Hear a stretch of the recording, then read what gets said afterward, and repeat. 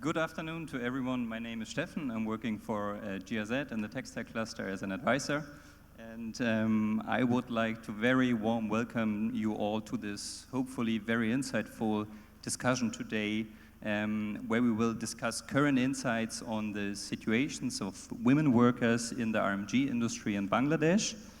And maybe in the end of the session, we might also make a slight reassessment of perceptions regarding specific roles of women workers in the RMG industry.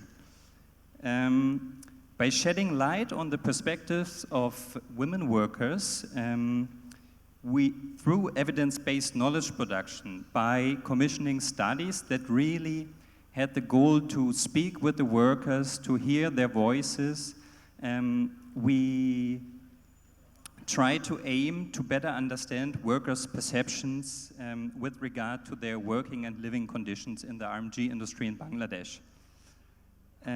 Despite impressive economic growth until today, and the possibility of formal employment for women, the living and working conditions for women in Bangladesh remain very challenging.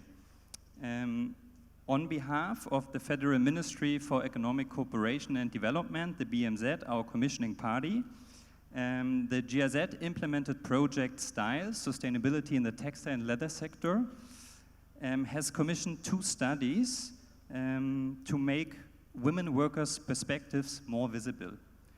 The first study, commissioned by GIZ together with ETI, conducted by Breck University, focuses on the declining number of women workers in the RMG industry. The study has shown that only 53% of workforce in the RMG industry are actually women. And this is quite contrary to the often communicated 80, 70, 60% in the past.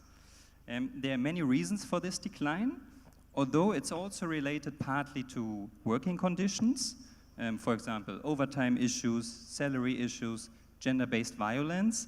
And the main reason why the number of women workers in the industry declined, according to this study, to the key findings, is that they have to leave the factories after a few years because of social expectations regarding the fulfillment of gender roles within their households as mothers and daughters. This is the main key finding, at least from my perspective, of the first study. The second study, also conducted by Breck University, discusses the opportunities and challenges for workers in terms of career development in the RMG factories. The study sheds light on the promotion of women workers to line supervisors, which is often described as a process, as a step forward, and as a symbol of women empowerment. However, this career move upwards to line supervisors can also have negative implications for women workers. For example, regarding safety, regarding payment, regarding working hours, and also regarding their right to become a member of a trade union. Also, it is unclear whether there is a further potential for women workers that got supported to line supervisors for further career development, for example, in terms of becoming line managers or production managers. Today, I'm very happy to have a distinguished lineup of experts with me who will share their profound insights on these topics I have just briefly introduced. Firstly, we have right next to me Professor Shahidul Rahman, who is Professor of Sociology at the Department of Economics and Social Science at Breck University, and who is the author of both studies. Very warm welcome, Mr. Shahidul. Next, I'm happy to have Ms. Smita Nimilita here, who is the Bangladesh country lead and global foundations lead of RISE. RISE means Reimagining Industry to Support Equality, and is a very important initiative to support women empowerment in the RMG industry.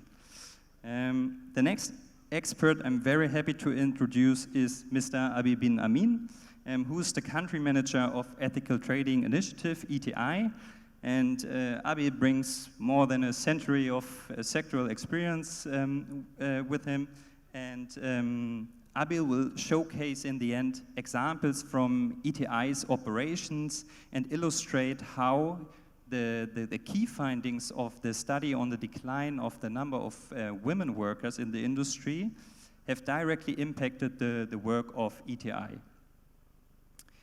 Next, a very warm welcome to Mr. Syed Sultan Uddin Ahmed, who is the Executive Director of BILDS. Sultan, you have experienced amazingly more than 40 years in the area of labor movement, and I'm very happy that you are here. And last but not least, I'm very privileged to have Mr. Hans Doctor here, who is currently the Supply Chain Innovation Lead at Fairware Foundation, based in Vietnam, and I'm very happy that you are here, Hans. You have huge experience in the area of sustainable economic cooperation. You had different diplomatic roles, ambassador for the Netherlands around the globe, and I'm very happy to have you here. So let us start with the, let's say, key architect of today's session, because he is the author of the two studies. Shahidul, I would like to ask you what key insights have emerged from your studies, particularly with regard to the role of women workers, and could you highlight the most relevant findings from your studies regarding the challenges faced by women, especially in terms of societal expectations, but also in terms of career development. And then, if you still have time, I would like to know how do these findings contribute to a more nuanced understanding of the experience of women workers and gender dynamics in the sector. Thank you very much, Shahidul. Thank you. Thank you, Stephen. And as we know that after 3 days, we are going to celebrate International Women's Day. And the theme of this year's Women's Day is Invest in Gender, Accelerating Progress. And I think the essence of this slogan can be found in the two studies that we recently conducted that highlight women's participation in the labor market and also gender mobility. The first study that we did, that completed in 2022, and the objective of the study was to explore the factors behind the declining women garment workers in the RMG sector. That was the key objective, and as Stephen mentioned, that we found that apart from automation and working conditions, the main driving force behind that decline was perceived gender roles associated with women, specifically taking care of children, and also difficulty to make a quality balance between home and work. And these are the very fundamental issues I think that we have not addressed yet in our literature, because our main focus previously was on automation and the working conditions. Apart from the gendered roles, another aspect also played a role in making that decline, and that is the gender perception. You know that the work of nature, the nature of work has been changed because of the fast fashion business model, and also we wanted to find out what kind of skill set actually the factory management was looking for now. And the skill set that they expected from the workforce that were more in align with the male workers compared to female workers, such as their flexible workforce, expectation of long working hours, working at night, and also handling machines, and also adaptation with the changing working environment. So in that context, the skill set nowadays is much more actually supportive towards male workers. Concern that another concern of our study was adequate leadership role by women workers, because we conducted a survey of former garment workers, women workers who actually left the garment sector. And among them, we found that only 1% of those workers in their entire career, they actually work as a supervisor. So that was a really concern for us. And this prompted us to do the second study that focuses on the role of supervisor with a particular focus on female supervisor. And this study we completed in 2000, we just completed in January 2024. And the main motivating factors that pushed workers or operators to become supervisors was higher income and also social respect. However, on average, actually, these supervisors, on average, they earn 4,000 taka more than the salary of operators. There's a high income, but there's a social cost, because since they were considered as staff, management staff in the factory, that's why they were not entitled to overtime. There was no legal labor platform for them. There was no legal minimum wage for them. So these were the vulnerability and challenges they faced. And with a particular focus on the female supervisors actually face the dual burden of managing extensive work hours with household responsibilities that we already found in our previous study. And this reality affects their work-life balance. And there was also a gender pay gap. Male supervisors earned about 596 taka more than the female supervisors per month on average. But the income disparity was more evident at the higher salary level, where only 4% female supervisors earned close to 25,000 taka per month, in contrast to 15% of male supervisors. And there was also a gender perception work here that actually discouraged female workers to become supervisor, such as, according to the male supervisors, they thought that female supervisors actually, female workers, they're not fit for the becoming supervisor, because they do not have the skill of more controlling power and more voice, which were very essential in the factory. Apart from the gender dynamics, we also examined the legal aspect, legal framework of supervisor. On the one hand, supervisors were considered as staff in the factory. On the other hand, in most of the cases in labor code, they were actually considered as worker. And it happened because of the ambiguity in the definition of supervisor in the labor law. And to sum up, in line with this year's campaign of International Women's Day, I think 2 studies show the importance of reviewing and adopting a gender-inclusive culture in the workplace through continuous interventions. Thank you. Thank you so much, Shaidur, for this nice overview. Next, I would like to ask Smita. Smita, you lead the operations of RISE in Bangladesh, and you have extensive experience in financial inclusion, gender equality, and women empowerment issues. And building on the insights from the studies on the roles of women in the Bangladesh RMG sector, could you provide us examples of implementation from a really on-the-ground perspective? First, showcasing how RISE work have made maybe tangible differences in the lives of women workers in the RMG industry, particularly in terms of career development and empowerment. And second, based on your implementation experience with RISE, what are the main challenges of women workers with regard to the key findings of the studies? For example, when it comes to taking over roles as line supervisors. Thank you, Smita. Thank you. Thank you, Stephen. So, first of all, I would like to say a little bit about RISE, so who we are. So RISE is actually, in the beginning, Stephen already mentioned, so we are a collaborative initiative, still under BSR. It's a program, but we are a combination of 4 largest women empowerment sort of programs in the global supply chain. So as our founding members, we have CARE International, BSR Heart Project, Better Work, and gap-based programs. So I think the audience is quite familiar with all these programs.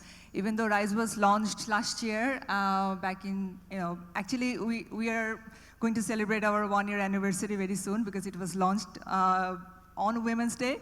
So on the International Women's Day last year, so yeah, but in any case, since the founding members have like decades of experience working together with the brands, suppliers, and women, men workers. So from that angle, and also as RISE, I can share some of the insights that we have seen on the ground when we are implementing the program. So we have been doing programs across different pillars as well. So we have financial inclusion, gender equality in general, gender-based violence and harassment tackling, and women's advancement and leadership panel. And throughout all our capacity strengthening pillars, what we try to ensure is increase women's agencies, build their confidence, build their communication skills, and also work very closely with the factory management and the owners, because without their support and without creating a gender equitable policies or system, I think these programs like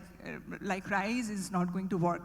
So it's like actually both way approach from our end, and we have definitely seen a lot of positive results when you engage workers in peer education approach or change maker approach, and also when you really sit together with the management and sort of advocate through gender equality issues in general. And then we can also sort of, in our program, we also tackle the different aspects of issues.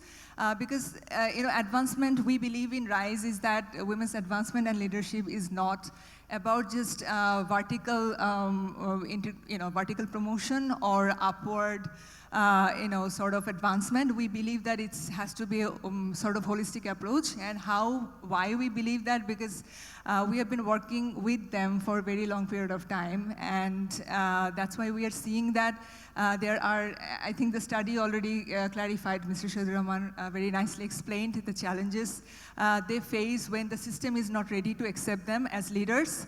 So instead of, like we as RISE, we believe that instead of putting a lot of pressure on women to perform in a role which is actually created for men, or following a traditional pathway for promotion might not be the might not be very helpful in the long run. So it requires like sort of solid engagement with the factory management to improve the culture and create more acceptance, and create the positions in a way that it is sort of gender friendly or it is gender inclusive, because there are certain challenges that are faced by men and there are certain challenges that are faced by women. So same role might not be suitable in the manufacturing industry for male and women. So in that aspect, we are, under our womenship pillar, we also did a very small research to redesign the program, actually to design the program. And the theme was redefining leadership or redefining advancement. So we will be sharing the study as well, but I think the purpose of doing that study was for us to understand how we can do better as programs and what exactly might work. And we did that in India and Bangladesh, and we have found out that there are 25 women's leadership programs that are really focusing on promoting women into the supervisory role, and there are challenges in the role itself, legal challenges, and there are other aspects that my fellow panelists will discuss. So in that study was also an eye-opening aspect for us. We knew that through the implementation that there are systematic barriers that needs to be addressed first before putting a lot of pressure on her to perform on some sort of unrealistic job. I mean, that's definitely required. We need to keep on advocating women taking more managerial positions and leadership positions, but I think there is a bigger aspect to it. So as RISE, we are also trying to engage the industry in this new dialogue of defining or redefining advancement instead of just doing an upward vertical progression. Let's focus on horizontal as well. So yeah, so in short, that's what I believe I could share, but I guess the other panelists will also focus on the other aspects. So thank you so much, and thanks to GIZ and SAF for inviting me in this panel. I think I'm the only woman representing in the panel, so yeah, so no pressure on me. Thank you. Thank you so much, Smita. Next, I would like to ask Abil. Abil, you are ETI country manager in Bangladesh, and you coordinate ETI strategic initiatives here in the country for more ethical business practices and labor rights in Bangladesh. And based on the findings of the study on the reasons for the decline of the number of women workers in Bangladesh, or in the RMG sector of Bangladesh, what measures ETI and member brands have taken on a global but also on a local level? Thank you, Stefan, for a very critical question. So just a short introduction, ETI, Ethical Trading Initiative, we are a multi-stakeholder membership-based organization. And the way we operate is that collaboration and alignment is key to our work. As Smita has rightly pointed out, there are at least 25 initiatives going on in Bangladesh focusing on women empowerment. Focusing only on supervisory role for women empowerment. If we take women empowerment as a more, define women as a more broadly, there are probably more initiatives than 25. And most of our members are also engaging in these initiatives. Women empowerment is a priority topic for not only for ETI, but all of our members. But the problem was alignment, the problem was collaboration. And despite all these various initiatives, something was not really working, as we have seen in both the research. The number of women workers were declining, number of women in supervisory position was not increasing.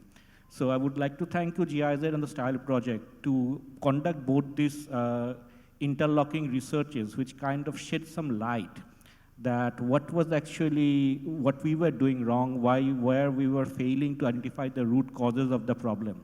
And we are hoping that both the research jointly will work as a catalyst to give it a fresh look, that what we can do jointly.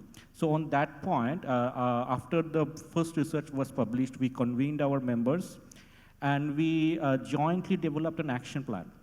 The action plan consists of actions that our brand members can take in the short term, in the mid-term, and the long term. And just to give you some example of the kind of actions they listed, going back and looking at the factory-wise HR policy, leave policy, ensuring grievance handling mechanisms are working.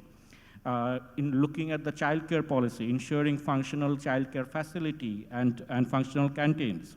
In the midterm, looking at issues like excessive working hour, looking at career progress for women workers, promoting social dialogue inside the factory, ensuring that the suppliers have proper transport policy so that the workers can go back to their workers even if they're working late in the office and it's evening time, so that the women workers do not feel harassment at the workplaces, in the way back to their homes. The key is, again, over here, what we are trying to do is not only the brands do take these initiatives, but do this in a joint manner, in a collaborative manner, aligning with each other, not working in isolation. So for us, the next step is that what we are launching globally is what we are calling a community of practice. So this is going to be a group of brands where we are going to actively support them on developing the policy, helping them to identify and conduct human rights due diligence with a gender lens, identifying the root causes, train them how to develop interventions, and help them implement those strategies at a workplace. So that is what we are doing. That is how we are utilizing the researches to actually to act as a catalyst to restart the conversation among our members, supporting our members, developing their capacity, and then ensuring that that is being trickled down and being actually implemented at supplier level. So that is all from my side, Stefan. Thank you again for giving me the opportunity. Thank you so much, Abil. It makes me very happy to see that the research findings directly impact your implementation work. This is something which I really appreciate. Next, I would like to ask Mr. give us some ideas. Sultan, I would like to talk with you regarding the study on the supervisory roles in the RMG sector. As you know, the study has shown that there's an ambiguity in defining supervisors. While factory management view line supervisors most of the times as staff, with reference to the labor rules 2015, for example, Federation leaders and labor rights activists disagree with this classification quite often. They instead argue that line supervisors should be considered as workers, because if they are not categorized as workers, they cannot make use of certain employment benefits, and they might not be entitled to become a member of a trade union. And considering the challenges outlined in this study regarding the non-classification of supervisors as workers, and with this, their limited ability to join trade unions, what strategies, actions, or policy changes do you recommend in this regard?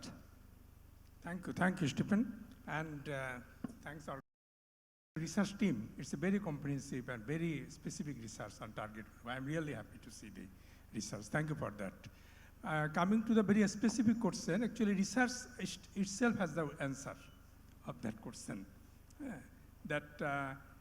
What Federation leader says, what the Labor Department says, that is correct actually. There is a misinterpretation of this definition, I can tell you.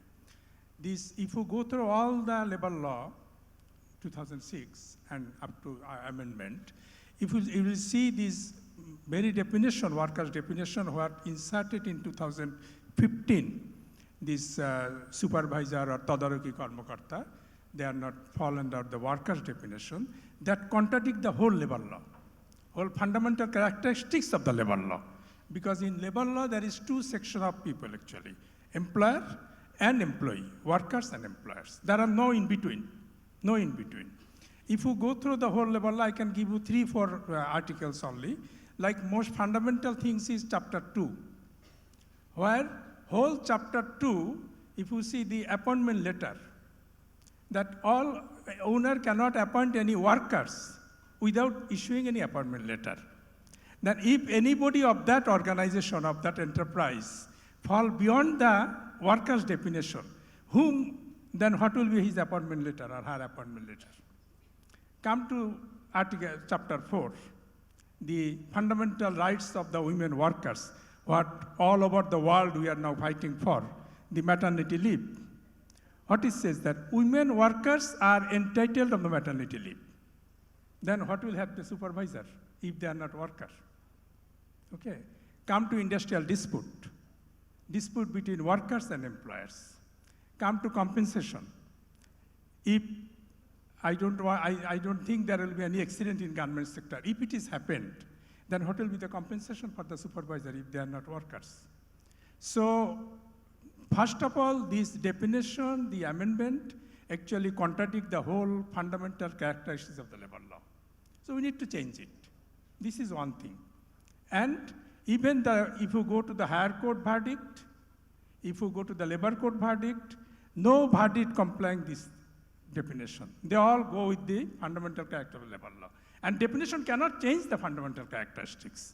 Fundamental characteristics are other chapters. No, definition only to explain the thing. This is my one thing. Second, there is a background. When this amendment happened in 2015, there was a deadlock. Almost 2 years deadlock, and then 3 parties sit together. All the senior trade union leaders, many of them present here, employers, I am sure BJME representatives here and others also, and we as some from the institute, those who are working on labor law. And if you see the rules say that they will treat it as a supervisor in 2.65 of the labor law, in written, empowered by the employee to exercise his or her duty. So it's not all supervisors in the same category. That is the point of departure to pass the rule actually. Otherwise there was a deadlock of that thing. So it's not complying with all the supervisors, I can tell you. Maybe a few. Now you come to your final question, that how they can protect their rights. Actually, there is no empowerment, and power is not only depend on the designation, or only depend you have some more salary, better salary. No. Empowerment depends how you can raise your voice, how you can comment. Yeah. And that depends on your organization. If you don't have any organization, an individual person never empowered, He or she may be very top CEO. You know, in America, CEO has the union. Multinational companies, CEO has the union, you know. In Bangladesh, once in 90s, state ministers formed a union because they didn't have a word that time, you know. So without an organized workforce behind you, we cannot expect the individual person only for her or his position. She can exercise her rights or empowered. So we need to actually amend this definition. We need to make it inclusive if we really want a sustainable apparel industry. Sustainability depends on inclusiveness. How far all the actors of this enterprise on the industry are coming together, own the industry. So by a definition, you exclude a vast majority of the people, those who are in your floor, those who manage the thing, you know, those who have the bridge between the workers and the employers. If you exclude them, then you cannot, only by economic sustainability, you cannot make a sustainable industry. So we need an inclusive industry in Bangladesh for our development, and we need that each and everybody should take their fair share and recognition and everything. Thank you very much. Thank you so much, Sultan, for this very detailed answer and your perspective on this issue. Next, dear Hans, I would like to make use of your huge experience in this field, and I would like to ask you for a more overarching perspective on the issues we have just discussed. And drawing on your career focus on fostering better labor conditions around the globe, how do you see the role of the RMG industry in Bangladesh in promoting decent jobs and improving working conditions, especially concerning the challenges highlighted in the studies for women, with regard to career development, but also with regard to gender roles in general? What would you recommend? Okay, well, I have the magic bullet, I think, to solve this issue. No, thank you, Stefan, for giving me the floor. First, a little bit about the Fair Wear Foundation, whom I represent. We are 25 years old. We are a multi-stakeholder initiative, also including brands. And I think we have been at the forefront of many new ideas that we're all working on together, and we did that together with partners, not alone. Yeah, the standards that we have in the industry and the principles underlying it is something that we also assess our member brands on. And I think that's also very important to point out, because we really feel that the brands are the ones that have to move as well. And it was mentioned several times this morning, and I want to underline that here again. So when we come to these two studies, which I think are very rich and very insightful, there's many elements in it. So if you look at the reasons why women leave the industry or decide not to join, it's a mixed bag. There are negative elements there that the study points out to, and those we have to address, obviously. But there's also positive elements that, because of the growth of the economy, that people have other options, and they don't want to work the long hours or under the conditions that the industry provides. So I think employers should really think, when they think about the long term, and also if they want to innovate and add new products, it's important to invest in your workforce and make sure that you retain talent and that you are an attractive employer. I think that is a takeaway you could take from this report as well. The labor market in Bangladesh is changing, and it reinforces the power of labor. So I think that is something very important to retain. Yeah, as with regards to the role of the supervisors, I was actually shocked when I read that, and I really hope that that is rectified, because it's a position that I don't envy. You are hit from above and you're hit from below, and you're very vulnerable on your own to keep your position with little extra benefit. And I think it's also important that there are opportunities for career development, particularly for women. So a strong legal position and the benefits that come with it are indeed, as Sultan said, very important, and that's also something that we will engage with our members on as well. But if you zoom out again and look at other countries, these issues are happening everywhere. And I think for Bangladesh to continue to grow in this sector, it's very important to innovate and stay ahead of the curve, and also use new legislation that is coming, and we will come back to that later, by the EU really as an opportunity to compete more on sustainability and not just on price. Thank you very much, Hans. In accordance with my time tracking, we still have 10 minutes left. I'm not sure if the organizers can confirm this. Yes? I interpret the silence as a yes. So then maybe we go for a second round. Shaidur, considering the implications for women outlined in your studies, how do you envision stakeholders, including industry and policymakers, addressing these issues to enhance the overall well-being of women in the industry and opportunities for women in Bangladesh's RMG industry? Actually, in the first study, we conducted 4 surveys. The survey of factory management, then the current women garment workers, former women garment workers, and the potential women workers.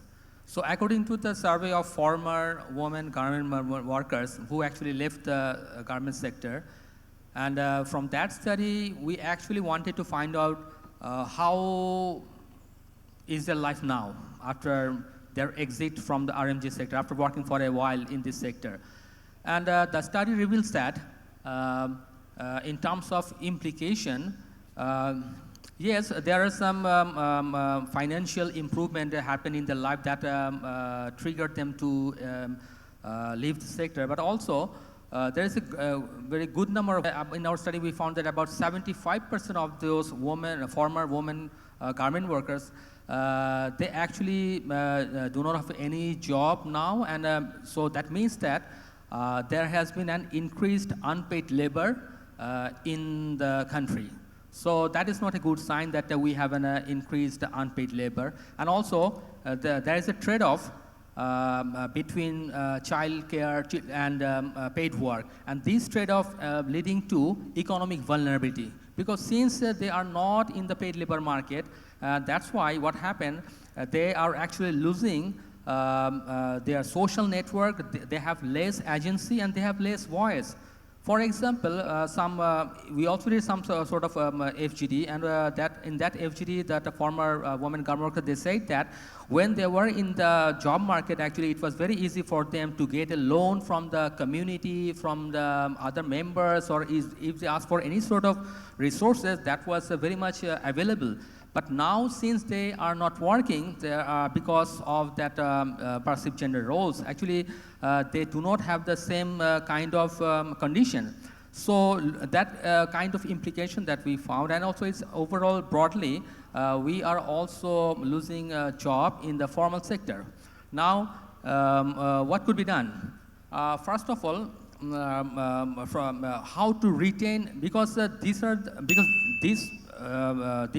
exit is actually voluntary. So how to retain female workers in the job sector? So specifically, if you say one recommendation, I would say affordable childcare center could help. If we have, because there are some childcare center in the factory, but some are not functional. So affordable childcare center could help. There are also other recommendations I will add later. Right. Thank you so much. We will not have enough time for this round for everyone to contribute for a second question. So I would like to close this session with giving the word to Smita again. Smita, maybe nearly the same question as for Shaidur. In the context of gender equality and women's empowerment, how do you see the broader industry landscape evolving at the moment? and what collaborative efforts are crucial for the well-being of women workers in the industry, and what opportunities do you see for women in the RMG sector? And if you can keep it short, then maybe we can still have 1 or 2 questions from the audience, but let's see. Thank you, Smita.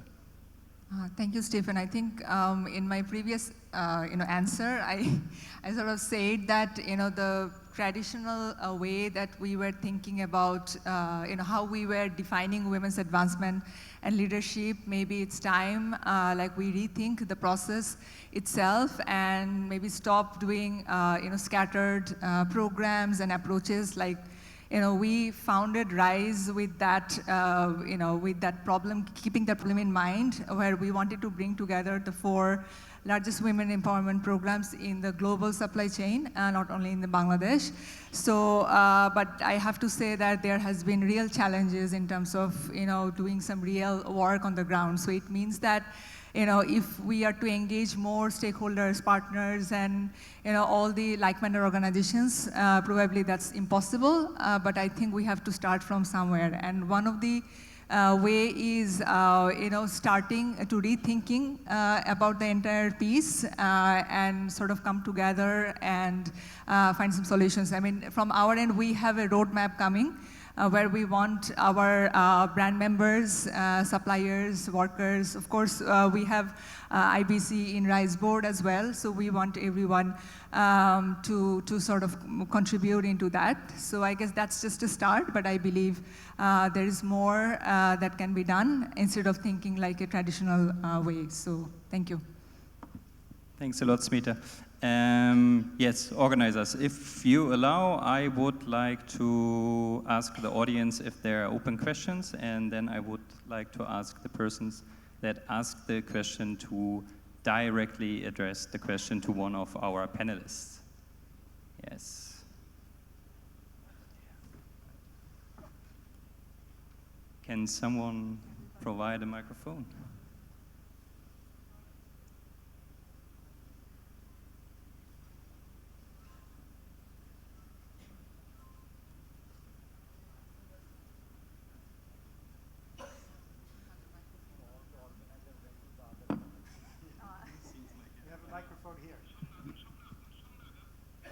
I think all the other organizers went to the other room, so we are left behind. But I guess we're passing the mic from the panel. Maybe we can take one question only to save the time and the mic running situation, right? Yeah. Right. Okay. Yeah. Hello. Yeah. I'm Monira from UNICEF. I'm a nutrition officer, but currently managing a national initiative called Mothers at Work. So it's been implemented through BGMA and BKMA. So this initiative is about maternity rights protection and breastfeeding and childcare provisions at the apparel sector, RMG sector. Question is that I was listening carefully about particularly the research and evaluation evidences. So from an evaluation, recent evaluation on this Mothers at Work initiative, we learned that as this maternity rights are protected and women are given the provision of the childcare, particularly the infants after delivery. So that helps to retain the working women with the younger kids returning to the work. So in whoever has done this research and evaluation on the women workforce retention, did you look at that, whether that was also an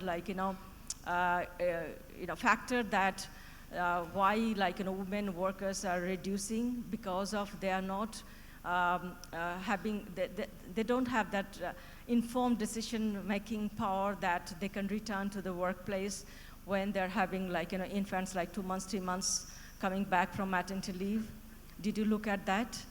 Because we learned that even I was watching a video, I think it's from Better Work. So the workers are also sharing their experiences that in their factory, so when they are given the childcare provisions, after delivery with the younger kids particularly, so 80% of the workers are returning to their work. So has anyone looked at that factor for the women workforce retention at the workplace? Hope that I'm clear about my question. Thank you. Who from the round would like to answer? Most probably Shaido, right? Because this is directly related to the research.